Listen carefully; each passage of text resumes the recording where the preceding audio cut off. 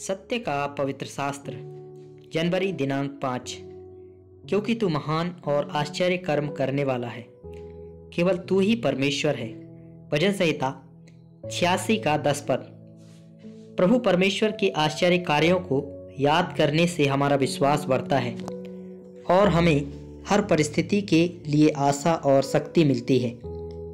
Israel के राजा दाऊद ने प्रार्थना का यह मधुर गीत गाया और यह केवल भजनकार का साहित्य या शौक नहीं था, लेकिन यह जीवन की परेशानियों से उद्धार पाने के लिए प्रभु से एक हृदय की पुकार और प्रार्थना थी।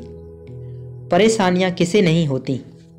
जबकि दाऊद एक महान राजा था, फिर भी उन्हें किसी साधारण मनुष्य की नाई ही कई परेशानियों से गुजरना पड़ा।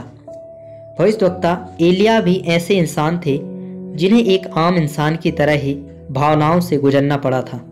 याकूब की पत्री 5 अध्याय 17 पद। एलिया भी तो हमारे समान दुख सुख भोगी मनुष्य था। प्रार्थनाएं हमेशा परमेश्वर के करीब आने का सबसे अच्छा साधन रही हैं और इसलिए इब्रानियों की पत्री 4 अध्याय 16 पद के अनुसार, इसलिए आओ हम अनुग्रह के सिंहासन के निकट यह बांधकर चलें कि हम पर दया हो और वह अनुग्रह पाएं जो आवश्यकता के समय हमारी सहायता करे।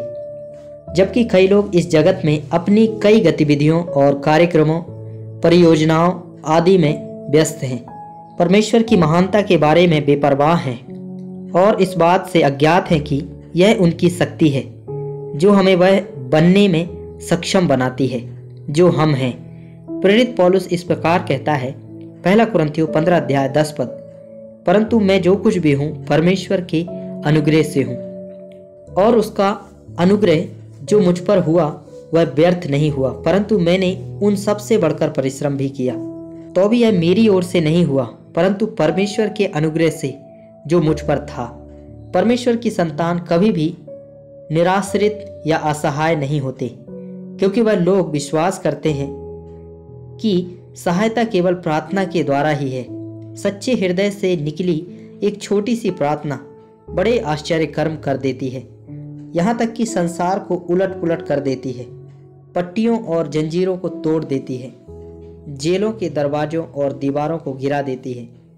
परमेश्वर के लोगों के लिए परमेश्वर की उपस्थिति में प्रार्थना करना कितना अच्छा है और उस प्रार्थना का उत्तर प्राप्त करने का आनंद कितनी अधिक है।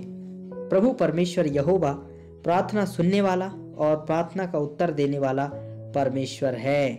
आमीन।